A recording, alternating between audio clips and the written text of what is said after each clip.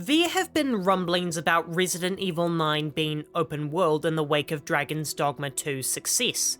This has gotten many people riled up about how Resident Evil only works because of its enclosed and claustrophobic atmosphere, which builds tension, and that an open world game can't be scary.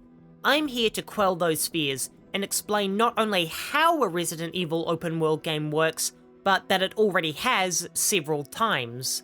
The definition of an open world game is a non-linear area where players explore and find challenges and items that help them progress in the game by making them stronger for mandatory challenges. The definition of a Metroidvania is a non-linear area that presents the player with puzzles they aren't able to solve until they find the required ability or key that allows them to progress. If that's the case, Resident Evil has been an open-world Metroidvania since 1996. I'd like to take this opportunity to point out how stupid the name of survival horror as a genre is. Every other genre explains what it is in the title. You platform in a platformer, you shoot in a shooter, you roleplay in an RPG. Survival horror just describes the tone of a game, not what the game actually is or what you'll be doing in it. It's ridiculous that Silent Hill 2 and Dead Space are both considered the same genre when the gameplay couldn't be any more different. The reason for this naming convention is that the title was thoughtlessly ripped straight from the movies, where the genre is all about the tone of the artwork. But games are interactive. You need to describe what you'll do in a video game when you choose its genre, not the tone or emotion it evokes. Otherwise, we could just rename live service titles to mind-numbing grindathon trash. Actually, that's a way better title, point retracted. So if we pick Resident Evil's genre based on what you actually do in the game, then I think it's fair to call it a third-person shooter 3D Metroidvania. Not so impressive now, are you, Metroid Prime? That's a joke, that game is a masterpiece. But in all seriousness, every strictly survival horror Resident Evil title has been a small open world title. It's just had 3 or 4 open worlds that unlock linearly, but you still frequently get lost, encounter side challenges, and explore undiscovered areas for resources. It's just been on a smaller scale than other non-linear games.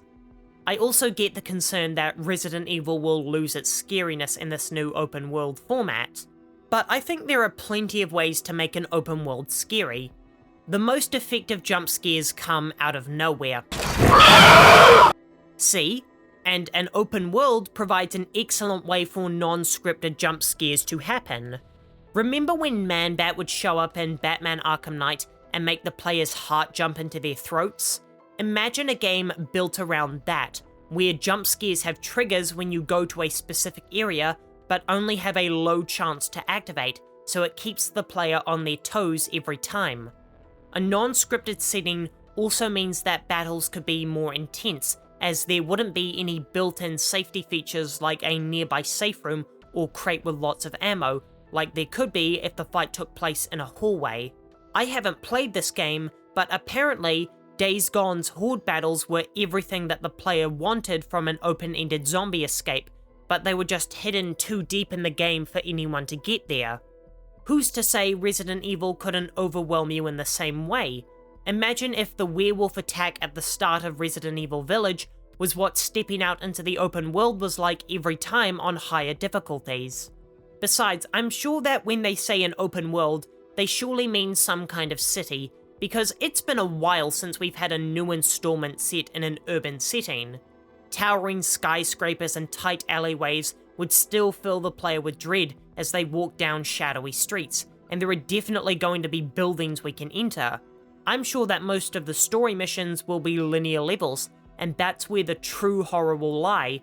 Just like in Resident Evil Village with the dollhouse, you could explore the entire map, but there were still linear segments that scared the hell out of players. Now, there is one point of concern I do have about the open world nature, and that would be that Resident Evil's best entry came from abandoning the open world formula and making a linear game. But I'm lying if I say that's a major reason why Resident Evil 4 is the best game of the 2000s. That would be its ridiculous tone, terrifying combat, magnificent set pieces, and tight pacing. While open world games, by design, lose their pacing by encouraging the player to ignore the plot and explore, the player is still free to mainline the campaign to the end. And also, when Capcom began pivoting to the linear style of Resident Evil games, that led us down the dark road to Resident Evil 6, so maybe it's better if they stay away from new linear entries. One more negative note is that it would be hard to make the Nemesis-style figures that have been in the last few games work, as bigger levels means you're less likely to run into them. Hell, I felt that the RCPD was a bit too big for Mr. X, and I only had to run from him a handful of times during my playthrough, so I can't imagine making the map bigger would do a potential Nemesis any favours. They could make him cheat by teleporting him near you, but that sort of defeats the fun of the Nemesis. It isn't really fun if you always know he's in your vicinity. That wouldn't let the tension die down, and if it can't go down, it certainly can't scare you by shooting up. So when I hear open world Resident Evil, I don't think Resident Evil Assassin's Creed or Witcher. I think Resident Evil Metroid Prime, where the whole game is one massively interconnected level, like if you could freely travel between all the Resident Evil 2 locations. Besides, I remember hearing the same thing about how open world Zelda and Final Fantasy would never work, and look at what happened. We got two of the best games of all time. If you enjoyed this video and want some more Resident Evil content, here's a video about the best chainsaws in video games, and I'll see you in 2 days.